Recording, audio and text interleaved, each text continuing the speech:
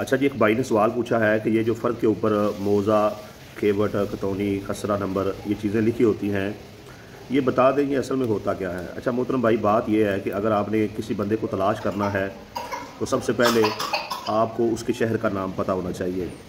शहर के बाद जो है वो किस मोहल्ले में रहता है, आपको मोहल्ले का पता होना चाहिए। ठीक है जी। मोहल्ले के बाद जो है वो कौन से जो है वो गली में रहता है वो आपको पता होना चाहिए। गली में कौन से नंबर वाला उसका मकान है, गली में किस जगह करके रहता है वो आपको पता हो तो फिर क्लियर आप उस जगह पर पहुंच सकते हैं। तो ये फ़र्द में भी ये चीज़ें जो लिखी हुई हैं इसी तरह से हैं। मौज़ा जो है ना, मौज़ा का मतलब आम तौर पर मौज़ा देहात को कहते हैं। एक या एक से ज़्यादा गाँव को मिलाकर वहाँ का एक रिकॉर्ड बना दिया जाता है जिसे मौज़ा कहते हैं। अब उस मौज़ा में उस एक गांव में या एक से ज़्यादा गांव में काफ़ी सारे ख़ानदान रहते हैं, तो उन ख़ानदानों की जायदाद को मज़ीद तकसीम करने के लिए नंबर दिए जाते हैं। खेवट नंबर 1, खेवट नंबर 2, खेवट नंबर 3। ठीक है जी। तो इसके बाद जो अगली चीज़ आती है वो खतौनी आती है। ठीक है जी।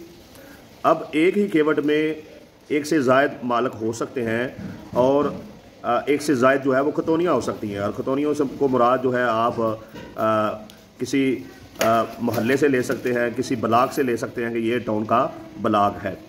अच्छा, अब इसमें जो आगे आता है मतलब मुरब्बा नंबर भी होता है, तो मुरब्बे को भी आप तशबीह दे लें उस टाउन से।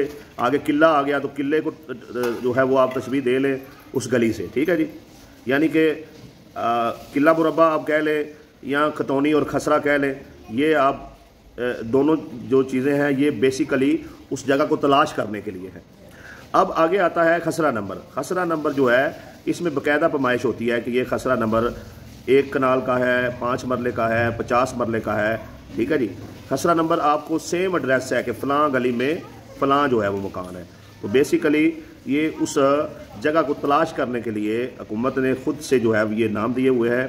यानी खेवट को आप मुख्तलिफ़ ख़ानदानों का रिकॉर्ड कह सकते हैं, खतौनी को आगे मज़ीद उन ख़ानदानों में तकसीम कह सकते हैं। ठीक है जी। और मुरब्बा जो है वो मुरब्बा उसका नाम ही शो कर रहा है कि ये यानी कि एक बड़े मोहल्ले की तरह ले लें। आगे खतौनी उसमें गलियां हैं और खसरा जो है वो मकान का सही वाला एड्रेस है। तो गिरदावरी जो है वो साल में 2 दफ़ा जो है वो पटवारी करता है और वो देखता है कि कौन सा बंदा कौन सी फसल जो है वो इस रकबे पर काश्त कर रहा है। ठीक हो गया जी। तो उस हिसाब से जो है वो गरदौर जो है वो कर देता है। आगे आ जाता है इसमें जमा बंदी। जमा बंदी में हर 4 साल बाद ये लिखा जाता है कि कौन से मौज़े में, कौन से खेवट में, कौन सी खतौनी में, कौन से किले मुरब्बे में, कौन से किले में, कौन से खसरे में कौन सा बंदा जो है वो काबज़ है या किसने जो है वो जगह ठेके पर ली हुई है।